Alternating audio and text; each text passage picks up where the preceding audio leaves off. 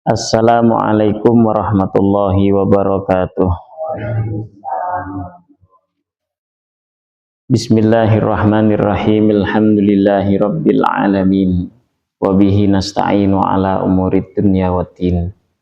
Wassalatu wassalamu ala sayyidil mursalin wa ala alihi wa ashabihi ajma'in, amma ba'd. Allahumma la ilma lana illa ma 'allamtana innaka antal alimul hakim. Allahumma anfa'na bima 'allamtana wa 'allimna ma yanfa'una wa zidna ilma. Allahumma arinal haqqa haqqa warzuqna ittiba'ah wa arinal batila batila warzuqna ijtinabah waj'alna mimman yastami'unal qawla fayattabi'una ahsanah wa adkhilna birahmatika fi ibadika salihin, amin. Hadirin wal hadirat, mustami'in mustami'at, Bapak Ibu jamaah Masjid As-Siddiqiyah rahimakumullah. Kita masih dalam pembahasan fikih nikah, fikih yang membahas tentang pernikahan, dan malam ini kita sampai ke fasal hukum mut'ah. Mut'ah itu adalah pesangon, yang mana pesangon itu diberikan oleh suami kepada istrinya yang telah diceraikan. Dan hukum mut'ah ini hukumnya adalah wajib, harus wajib, tidak boleh tidak. Maka di dalam kitab Minhajut Talibin disebutkan faidatun min fi fatawil musannaf anna wujubal mut'ah mimma yaghfulun nisa anil ilim biha. Termasuk fatwa-fatwanya musannaf. Musannaf itu pengarang kitab, yakni Syekh Khatib Asy-Syirbini. Beliau berfatwa bahwa seorang perempuan harus mengetahui akan kewajiban mut'ah. Hak para perempuan ketika diceraikan suaminya, maka perempuan itu meminta pesangon. Karena perempuan tidak tahu ilmunya, cerai ya sudah cerai gitu. Tidak ada tuntutan untuk minta pesangon, itu tidak ada. Nanti masalah nafkah selama masa iddah itu beda lagi kewajiban. Jadi saat cerai, saat suami istri berpisah, saat itu juga suami memberikan pesangon kepada istrinya. Nah, istri yang bagaimana yang wajib diberi mut'ah? Istri yang seperti apa yang berhak mendapatkan pesangon dari suami setelah diceraikan? Karena tidak semua istri yang berpisah dari suaminya itu berhak menerima pesangon. Maka ada 3 keadaan.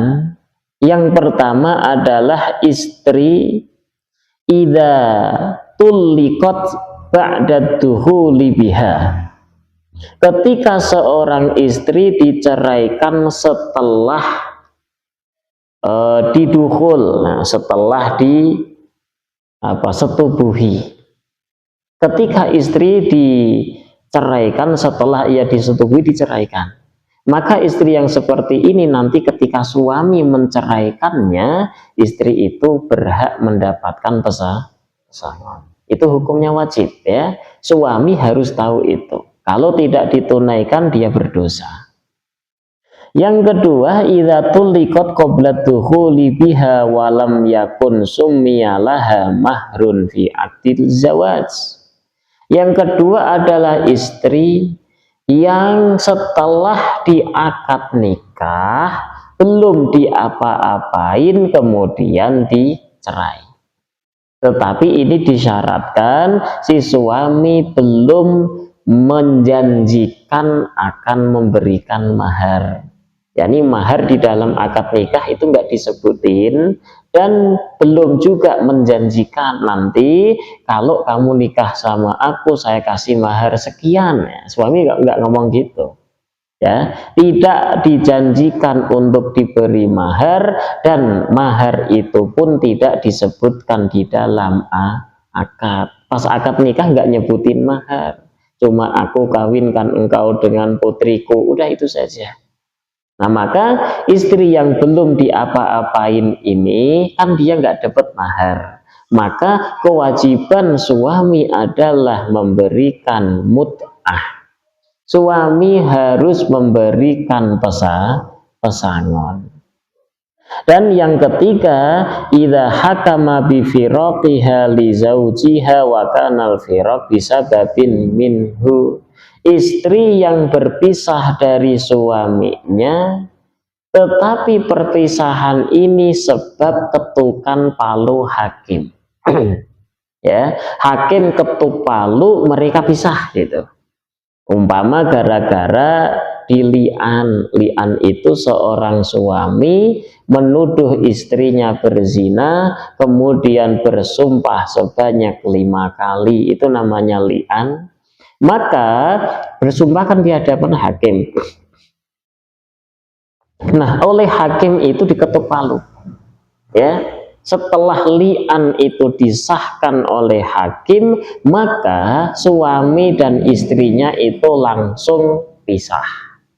Nah, perpisahan ini disebabkan oleh ketukan palu hakim atas perbuatan suami.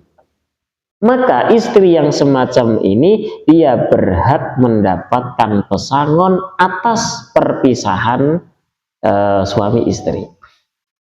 Tetapi ketika perpisahan itu penyebabnya adalah istri, maka istri nanti tidak berhak mendapatkan pesangon.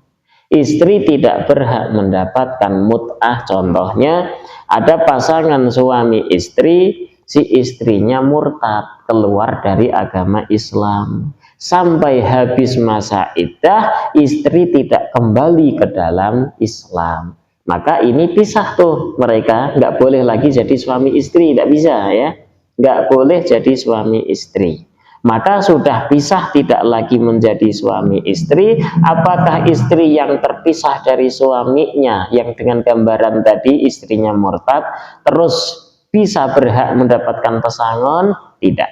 Kenapa? Karena penyebab terpisahnya mereka adalah istri. Nah, wa kana hadzal firaqat waqa ba'da dukhuli, ya, dan perpisahannya itu setelah mereka bersetubuh. Nah, maka istri yang dipisah oleh suaminya gara-gara selain talak, yang penting pisah, kemudian si suami belum menjanjikan untuk memberikan mahar tertentu, maka nanti si istri akan mendapatkan pesangon. Nah, maka hendaknya kita ketahui ketika ada seorang istri yang mana istri tersebut telah menyerahkan diri sepenuhnya kepada suami, tetapi suami malah menceraikannya, maka ada dua keadaan. Nah, ini rangkumannya. Ada dua keadaan. Keadaan yang pertama, istri diceraikan sebelum disentuh sama sekali, sebelum disetubuhi. Yang kedua, istri diceraikannya itu setelah disentuh. Ketika istri diceraikan itu sebelum disentuh, dan si suami itu belum menjanjikan mahar dan tidak menyebutkan mahar di dalam akad, maka istri tadi berhak menerima mut'ah atau pesangon. Tetapi ketika istri diceraikan, sebelum disentuh ia diceraikan, tapi si suami sudah menyebutkan mahar tertentu di dalam akadnya. Umpama ada akad nikah, aku nikahkan engkau dengan putriku yang bernama Fulanah binti Fulan dengan mahar 100 juta rupiah. Diterima, aku terima kawin dan nikahnya dengan mahar yang disebutkan tadi. Sebelum diapa-apain diceraikan. Apakah si istri yang belum disentuh sudah diceraikan berhak mendapatkan pesangon? Tidak. Ya. Lah terus dapatnya apa? Dapatnya setengah dari mahar tadi. Kalau tadi si suami ngasih 100 juta, belum disentuh udah diceraikan, maka istri dapat setengahnya, yaitu 50 juta. 50 juta lagi dibalikkan kepada suami. Nah itu kalau sebelum disentuh, tetapi setelah menentukan atau memberikan mahar tertentu.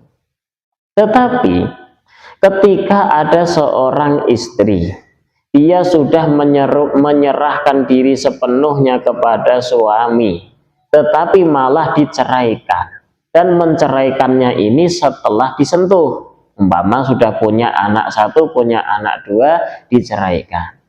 Maka istri yang semacam ini itu nanti si suami berhak dia untuk mendapatkan pesangon. Wajib bagi suami untuk memberikan mut'ah. Ketika apa? Suami wajib memberikan mut'ah kepada istri yang telah diceraikannya ketika perceraian itu munculnya dari diri suami. Ketika munculnya dari diri suami, contohnya si suaminya murtad, atau si suaminya itu meli'an, atau si suaminya itu menghulu. Khulu itu menjanjikan, jadi beri aku uang 5 juta akan aku ceraikan kamu. Nah, itu namanya khulu, dan munculnya dari diri suami. Maka suami wajib memberikan pesangon kepada istri yang diceraikannya. Tetapi ketika setelah disentuh, istri diceraikan dan cerainya bukan cerai, dipisah, terjadi perpisahan suami istri, tetapi yang menyebabkan pisahnya itu istri, maka si istri tidak berhak mendapatkan pesangon. Nah, itu tentang pesangon. Sekali lagi, pesangon atau mut'ah itu hukumnya wajib diberikan oleh suami kepada istri yang telah diceraikannya. Kemudian muncul pertanyaan, kalau suami yang telah menceraikan istrinya wajib ngasih pesangon atau mut'ah, berapa kadar pesangon yang harus diberikan oleh suami kepada istri? Kata para ulama, tidak ada kadar khusus, nggak ada nominal tertentu, tidak ada, tetapi sesuai dengan kesepakatan. Kalau suami dan istrinya sepakat untuk ngasih pesangon 5 juta, ya sudah, itu yang dikasih, itu yang diterima. Nah, sekarang ketika tidak ada kesepakatan sama sekali antara istri dan suami, bagaimana? Maka yang berhak menentukan berapa nominal pesangon yang harus diberikan oleh suami kepada istri itu adalah hakim.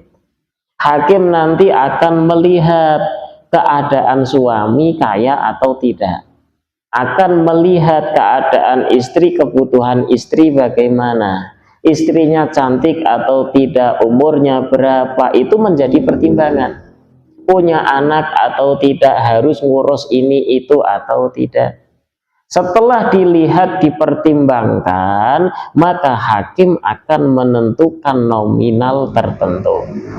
Suami, ente harus ngasih pesangon kepada istri ente yang telah ente ceraikan sebanyak 10 juta.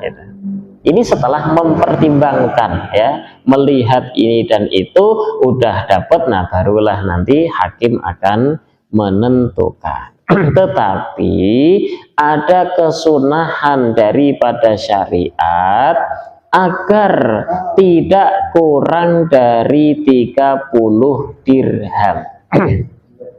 pesangon yang diberikan oleh suami kepada istri sunnahnya itu tidak kurang dari 30 dirham. 1 dirham itu saat ini adalah sekitar 2,975 gram perak. 1 gram perak itu saat ini Rp40.000. Tadi barusan saya cek harga 1 gram perak, harga beli bukan harga jual, itu antara 39 sampai Rp40.000.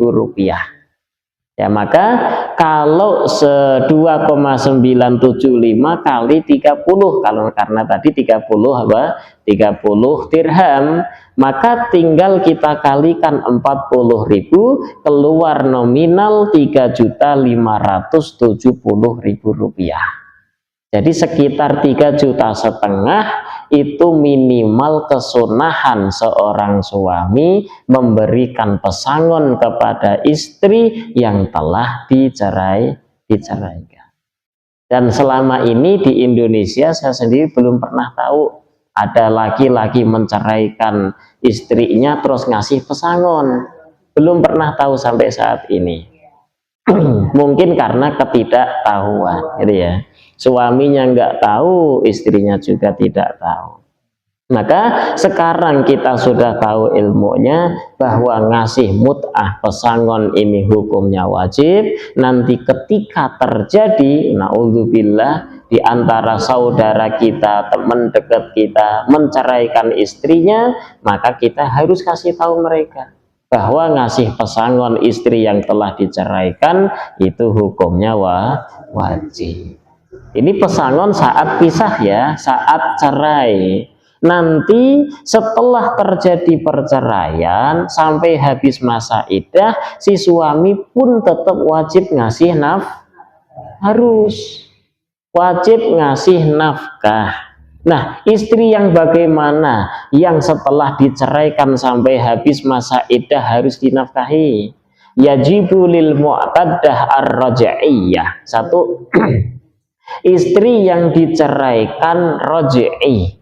Cerai raj'i itu cerai yang bisa dirujuk dengan ucapan yuk balikan, udah jadi suami istri lagi. Yaitu istri yang dicerai 1, cerai 2. Cerai 1, cerai 2 dan masih dalam masa iddah. Maka istri yang semacam ini, si suami walaupun sudah menceraikannya, suami tetap wajib ngasih nafkah. Itu apa? Sandang, pangan, papan. Ya, alat untuk kecantikan nggak wajib dikasih. Sabun, sampo, sabun mandi, sabun baju tidak wajib dikasih. Sandang, pangan, papan wajib dikasih. Ya, di Indonesia ada kayak gitu? Belum ya, belum ada. Makanya ini hukum harus kita pelajari. Dan jarang fikih nikah diajarkan di masjid-masjid, itu sangat jarang sekali. Makanya ayo dari sekarang kita pelajari semua hukum-hukum syariat.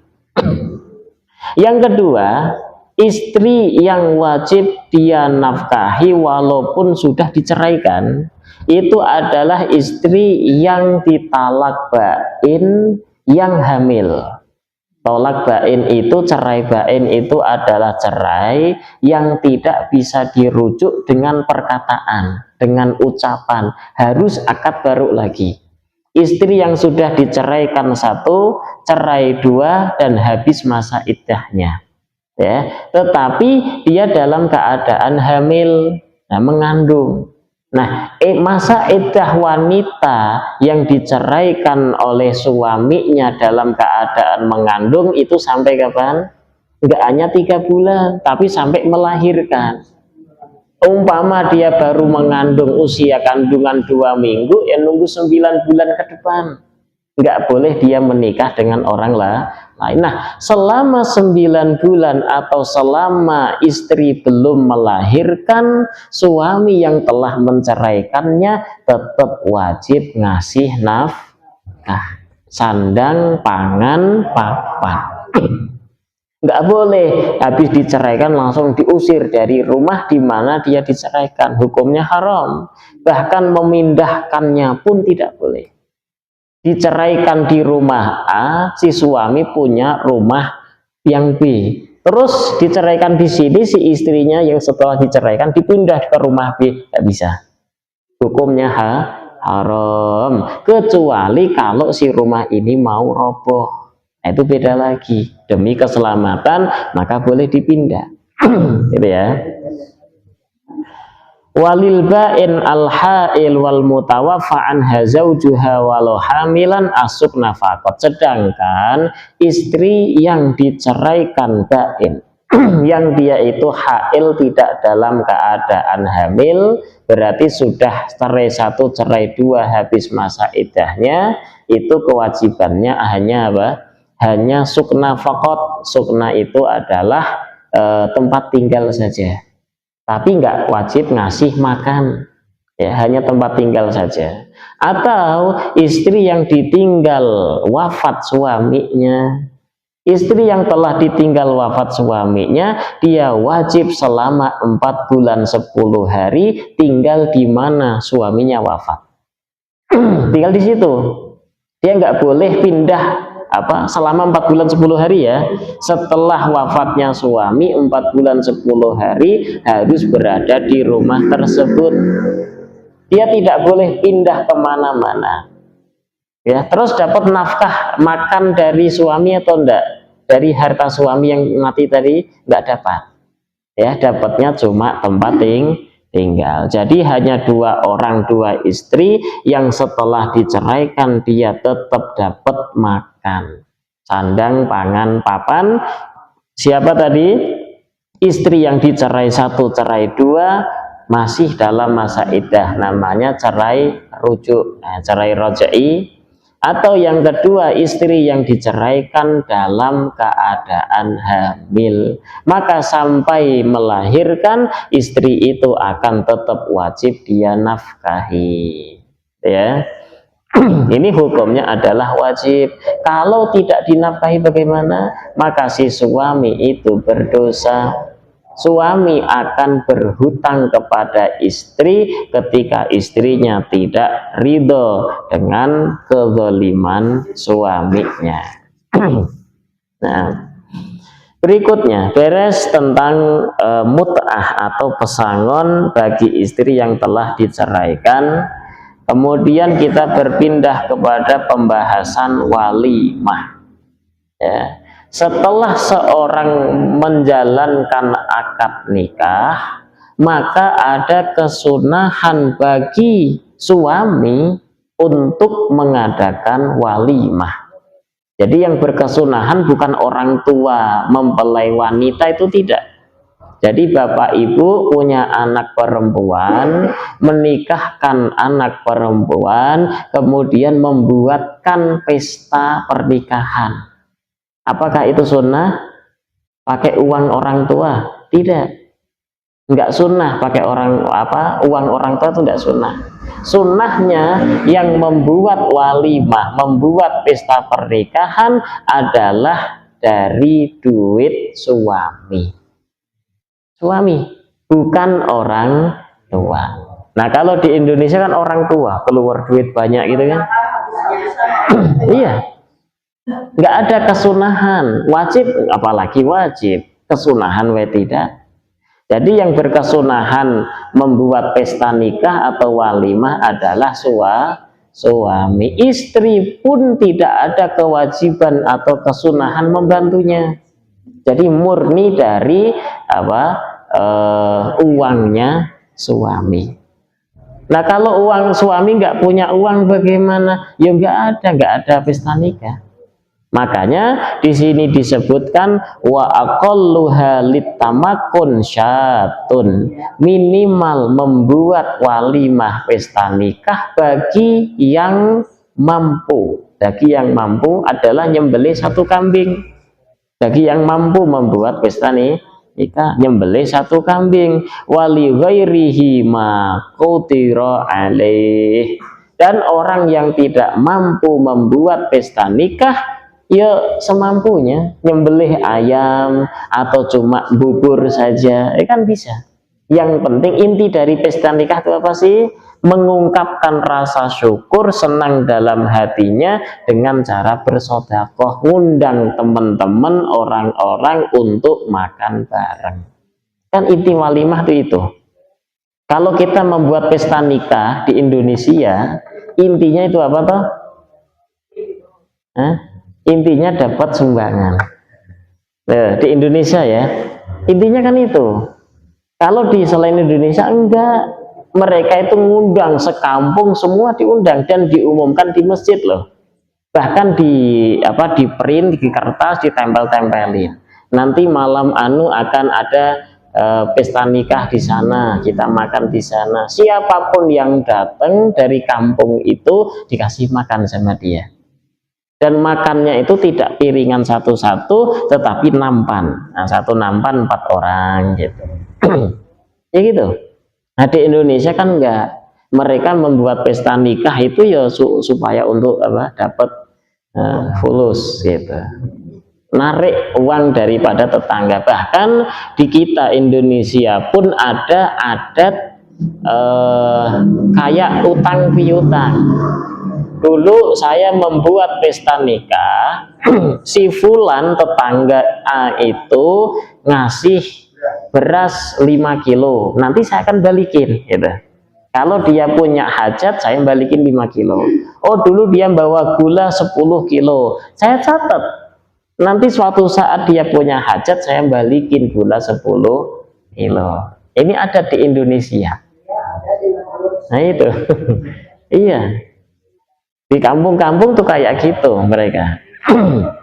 Ada yang buat rokok 1 pres, rokok apapun dicatat, nanti akan dibalikin gitu ya.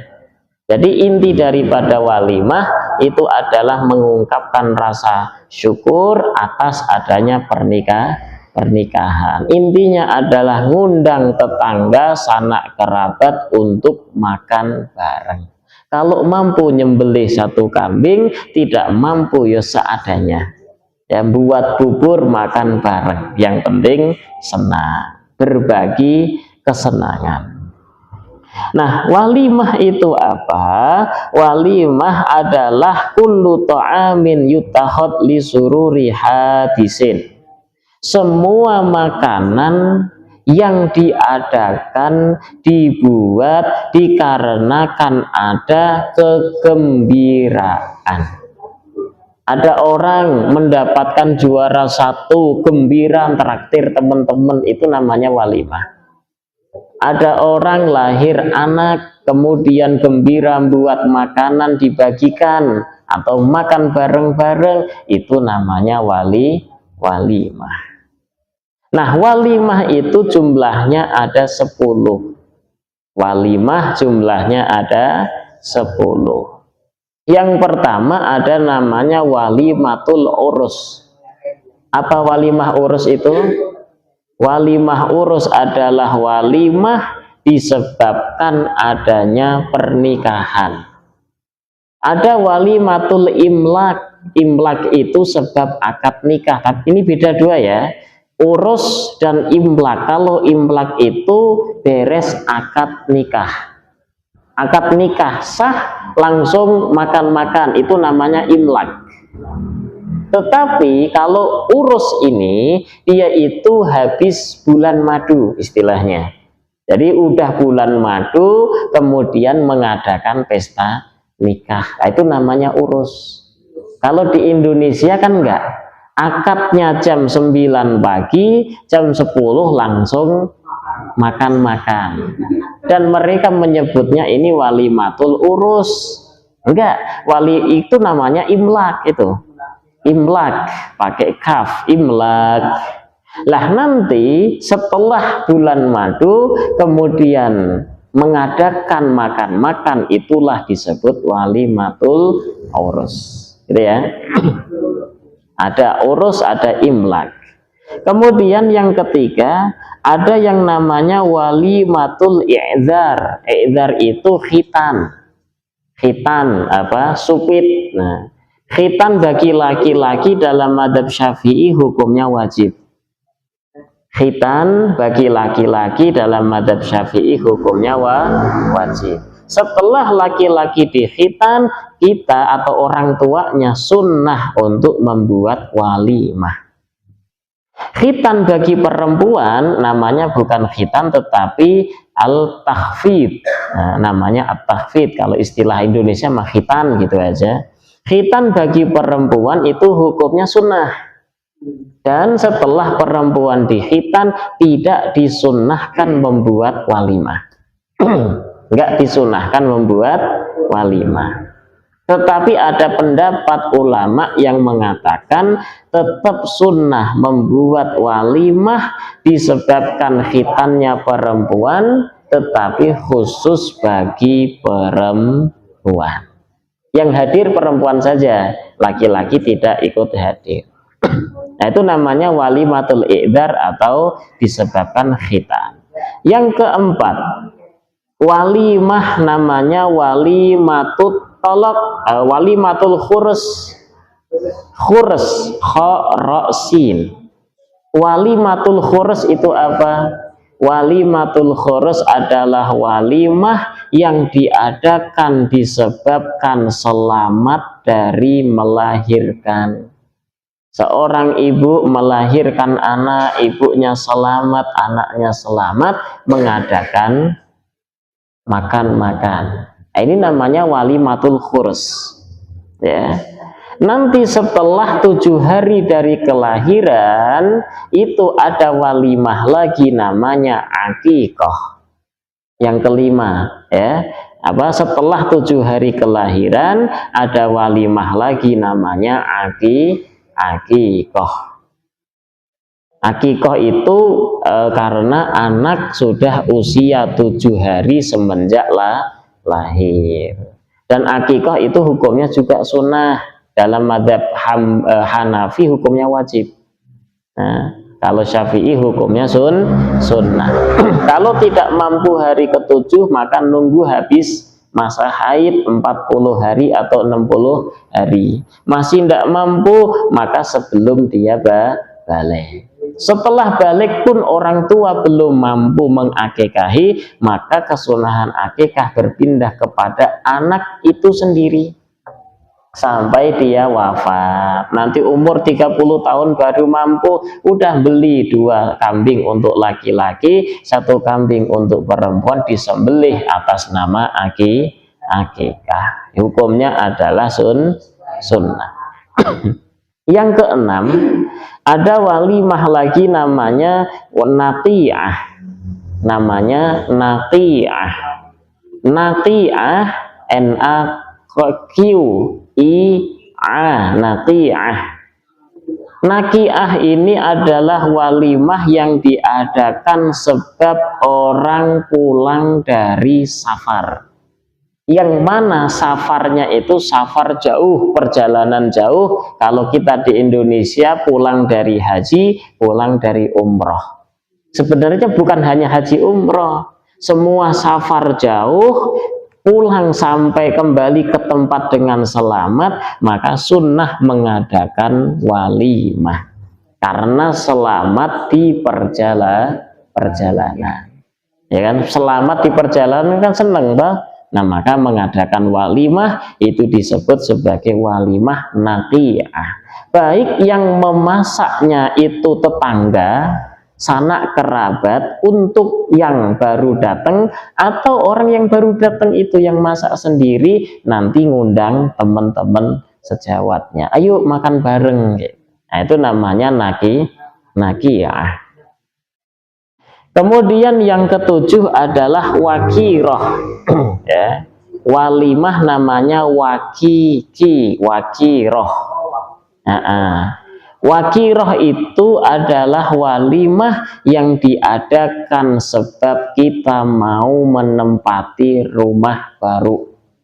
Ya, beli rumah, buat rumah, mau ditempati, maka kita adakan walimah. Istilah kita selamatan. Syukuran, itu walimah. Undang tetangga-tetangga, suruh makan bareng di sana. Nah, itu namanya wakiroh, sebab menempati rumah baru. Yang ke-8 adalah walimah. Walimah adalah walimah yang disebabkan adanya musibah. Musibah itu apa? Umpama ada kita punya tetangga, anaknya meninggal, maka kita sebagai tetangga memasakkan makanan untuk yang ditinggalkan tadi.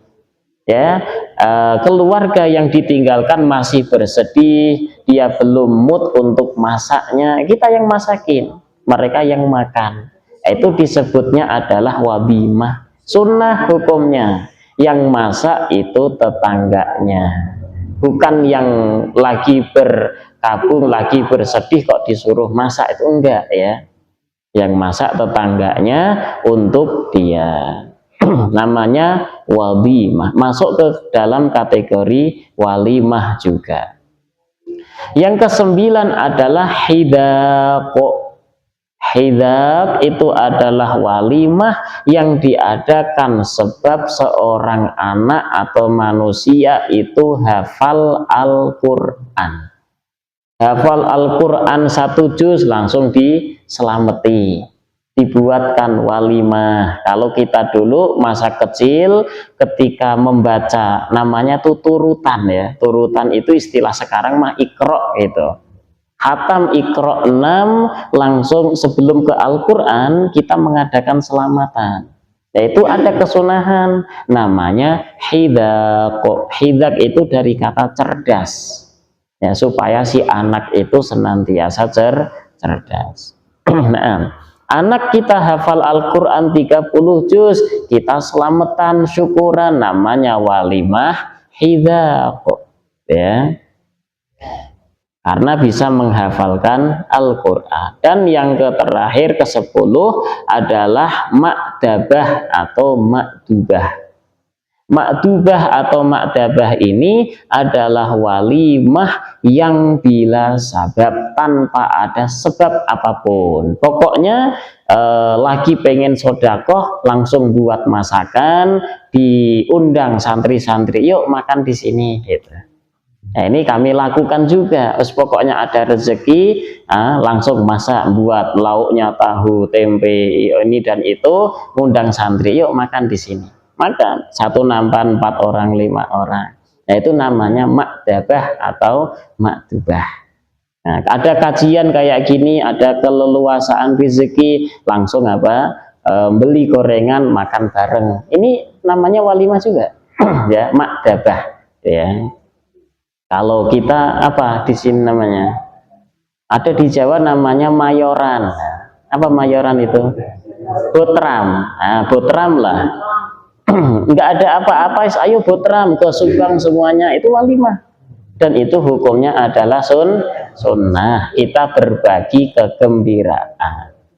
Nah, itu macam-macam walimah. Khusus untuk walimatul urus, walaupun semua hukumnya sunnah sama, tetapi kekhususan di walimatul urus ini kita ketika diundang wajib hadir. Ya, khusus walimatul urus ketika kita diundang wajib hadir. Dan ketika kewajiban hadir ini adalah ketika kita tidak punya udzur. Ya, kalau ada udzur harus nemuin tamu, harus pergi ini dan itu, ada udzur maka tidak ada kewajiban hadir. Kalau tapi dia nggak punya udzur sama sekali, harus datang. Hukumnya wajib. Kemudian kewajiban hadirnya itu ketika kita diundangnya di hari pertama. Umpama nih, seperti di Jawa itu kan membuat pesta nikah sampai 3 hari. Maka di hari pertama, ketika diundangnya di hari pertama, kita wajib hadir.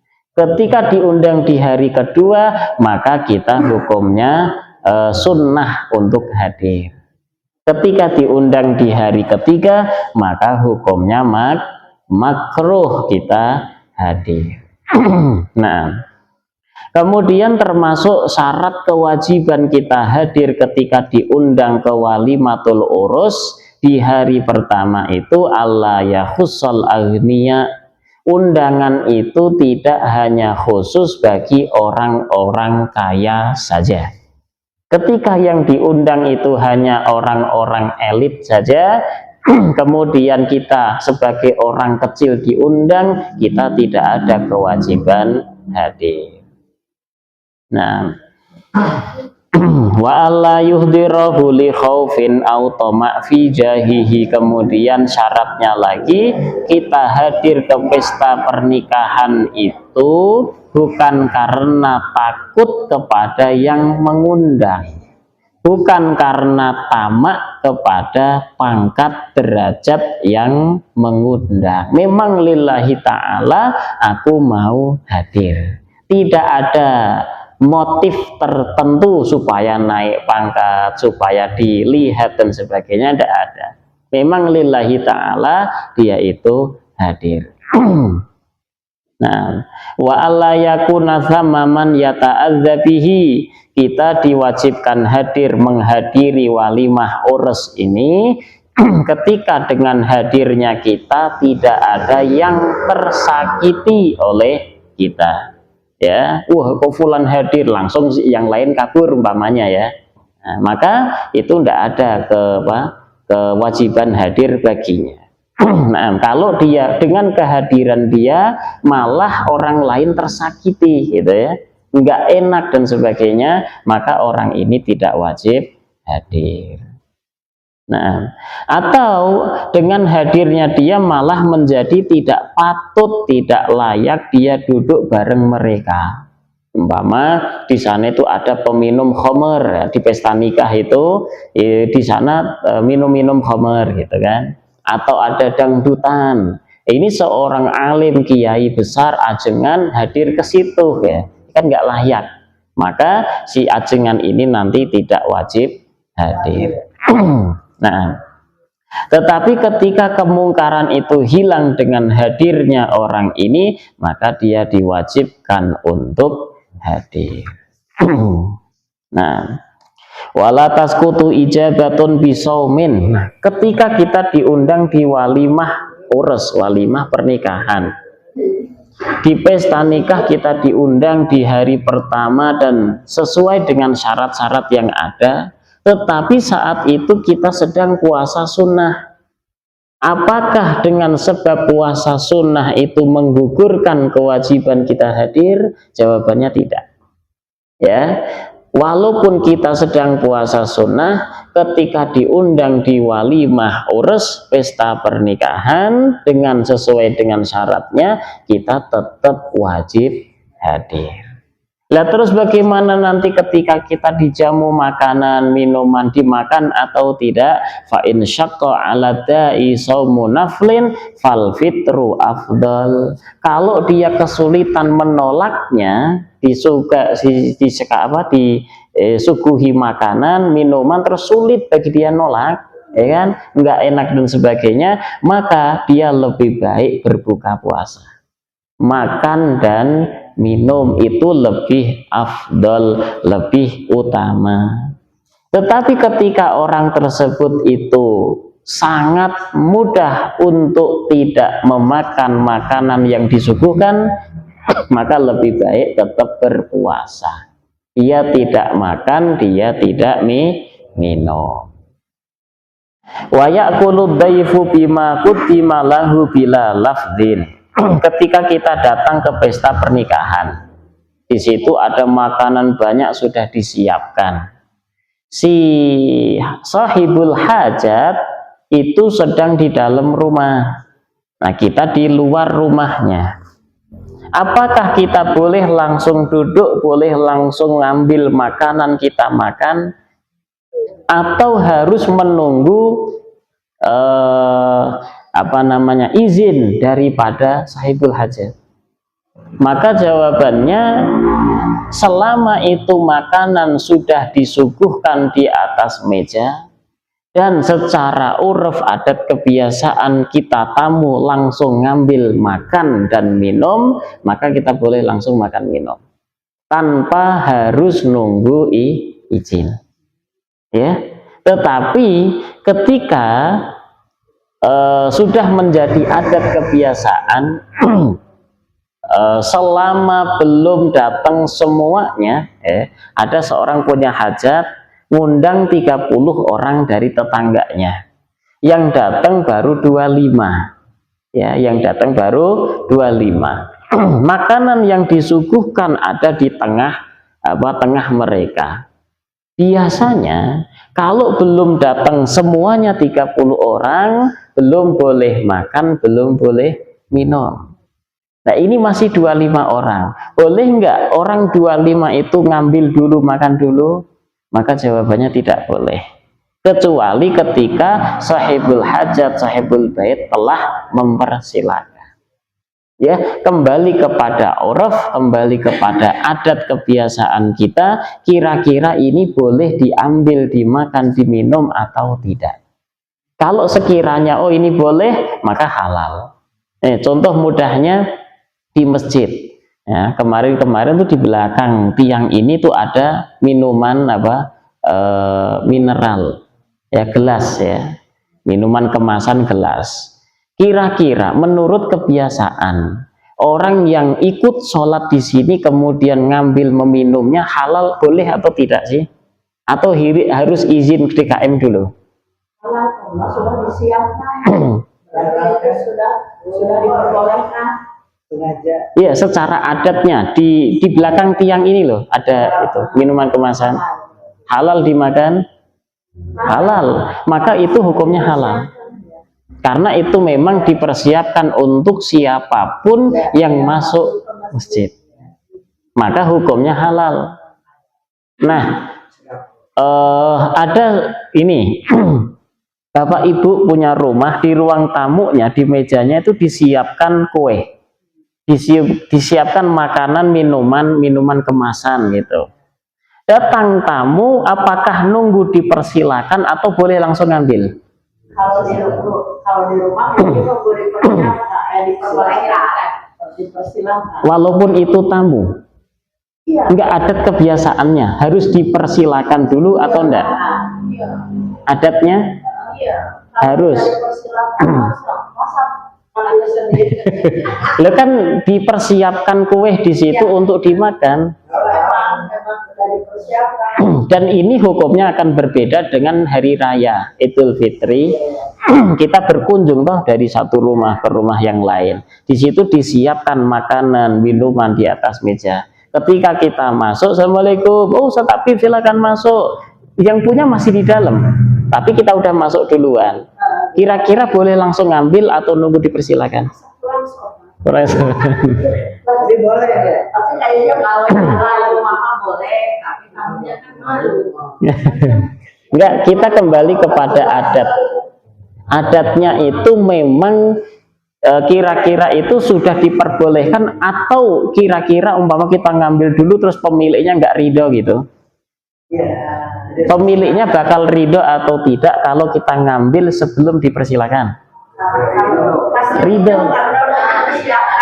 Iya. Nah, ini maksudnya.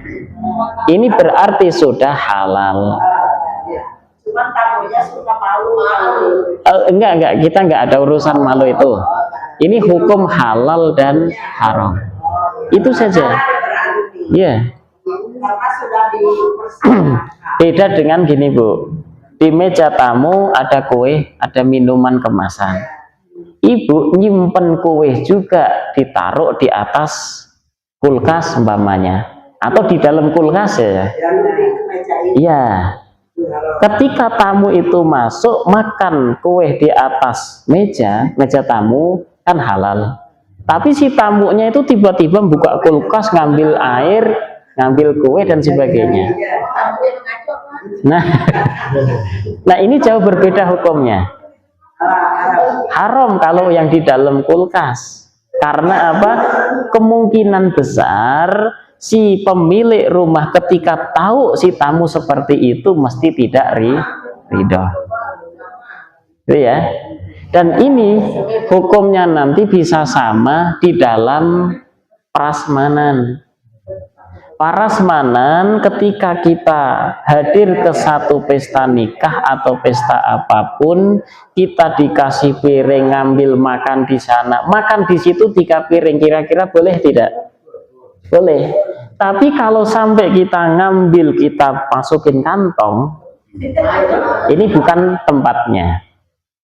maka tidak boleh. Kecuali ketika kita izin terlebih dahulu kepada pemiliknya.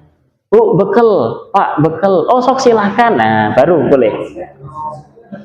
Ada makanan di beberapa piring, suguhkan, kita makan, boleh, halal.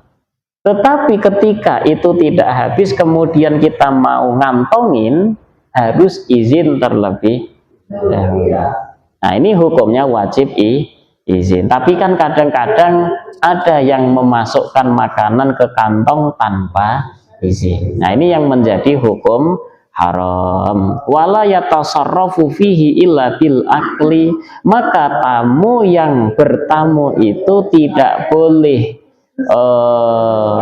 melakukan apapun kecuali untuk dimakan. Bahkan ini penting ini. Bahkan kalaupun umpama diberikan kepada kucing, itu pun tidak boleh. Ya, illa bil akli fala yut'amu sa'ilan wala hirrotan.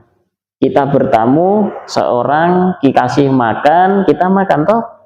Kemudian ada ucing, kita kasih dari makanan tadi, itu hukumnya haram. Atau kita memberi pengemis, ada pengemis terus kita beri dari makanan tadi, itu juga hukumnya haram.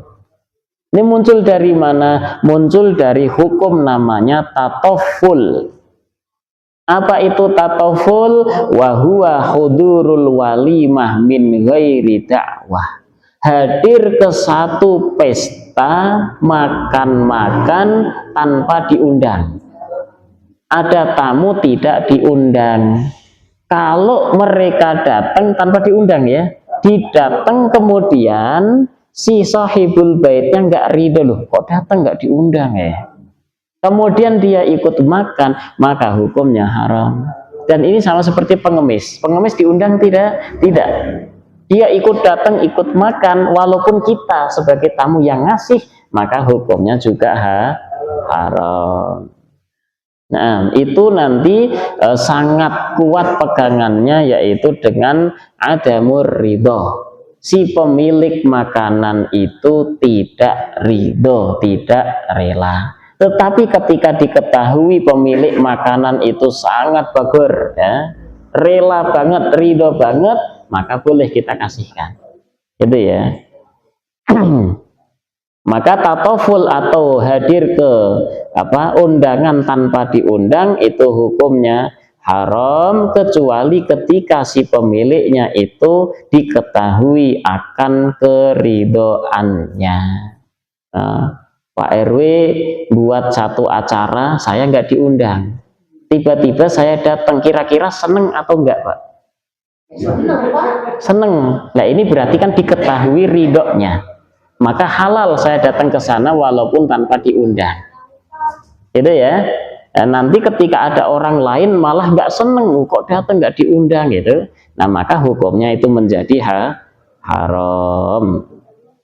Nah, dan tatoful itu muncul ketika undangan khusus, ya, seperti undangan khusus hanya orang-orang tertentu yang diundang, orang yang lain nggak diundang kok ikut datang, nah ini hukumnya haram. Tapi kalau undangan umum, ya, sedesa Mandala Mekar diundang semuanya, umpamanya.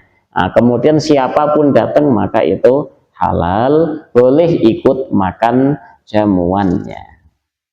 Dan yang terakhir, wa yahillu nathru sukarin wa ghairihi fil imlaki, di dalam walimah, pesta baik apapun itu, pesta nikah, khitan dan sebagainya, kita halal menebarkan gula. Nah, sukar itu gula, maksudnya gula itu manisan atau selainnya, yakni sekarang di Sunda mah ada uang receh, nyawer. Nah, ini hukumnya halal. Saweran hukumnya halal. Kalau nyebar beras halal tidak?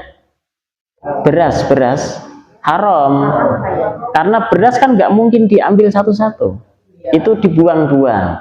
Tapi kalau uang itu akan dipungut, permen akan dipungut, ya. Kalau kita nyawer duit kita nyawer permen, kita nyawer manisan yang bisa dipungut, bisa diambil, itu hukumnya halal. Kita nggak membuang-buang harta. Yang mungutnya bagaimana? Halal. Loh, itu kalau orang nyawer itu tujuannya supaya dipungut, supaya diambil toh. Nah, maka mengambilnya hukumnya halal, tetapi makruh. Kalau kita ikut-ikutan hukumnya makruh. Kenapa makruh? Karena merendahkan wibawa kita. Ada Ustadz Afif ikut ngambil 100, ya kan merendahkan wibawa gitu loh. Iya, halal. Tapi kalau sampai nyebarnya itu berupa beras, nah ini menjadi haram. Karena apa? Dia membuang-buang harta. Gitu ya. Dibedakan dua itu. Nyawernya apa dulu? Nyawer hukum asalnya halal. Kalau berupa duit bisa diambil, halal. Tapi kalau berupa beras sehingga dibuang-buang tidak akan jadi apa-apa, maka hukumnya haram, tidak diperbolehkan. Wallahu a'lam bishawab. Itu ya atau siapa ya? Orang itu juga dicampur sama beras, Pak. Ada beras. Itu makanya berasnya dimasak aja. Kalau enggak sekilo kasihin ini gitu. Makanya sekarang jangan disatu. Seberapapun beras, Pak, ketika dibuang sia-sia hukumnya haram. Karena itu sudah ada. Iya, makanya adat itu boleh dilaksanakan asalkan tidak menyelisihi syariat, tidak bertentangan dengan syariat. Nah sekarang lebih baik gini aja, beras ditaruh di baskom, nanti ketika mau nyawer pilihin duitnya. Diambilan duitnya, sawerin duitnya, beras kasihin nih sebaskom, kasihin supaya tidak buang-buang beras.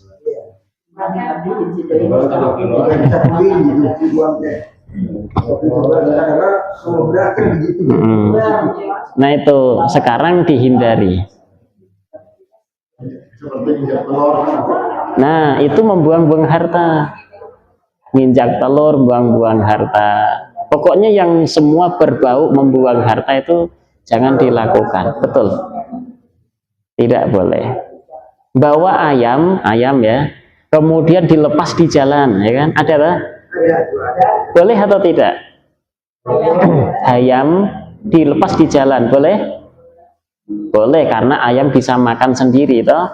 Terus ada yang ngambil pasti, nah, nggak mungkin kebuang sia-sia. Dalam apa itu ada? Ada dia, ada. Di Jawa ada bawa ayam. Nanti dilepas di jalan, siapa yang nemu? Kalau membuang kucing, terlalu banyak. Ya, selama itu bisa makan dan dibuang di tempat yang kira-kira ada makanan, maka boleh. Boleh ya. Dibuangnya di tempat-tempat sampah kayak gitu. Dia mas sudah bisa makan. Iya, boleh. Tapi kalau masih kecil-kecil baru lahir dibuang nggak boleh, kecuali bersama induknya. Nah, ayo kita akhiri dengan kafarah majelis. Subhanakallahumma bihamdika asyhadu an la ilaha illa anta nastaghfiruka wa natubu ilaik. Sallallahu ala sayyidina Muhammad wa ala alihi washabbihi wa baraka wasallam. Walhamdulillahirabbil alamin. Wassalamualaikum warahmatullahi wabarakatuh.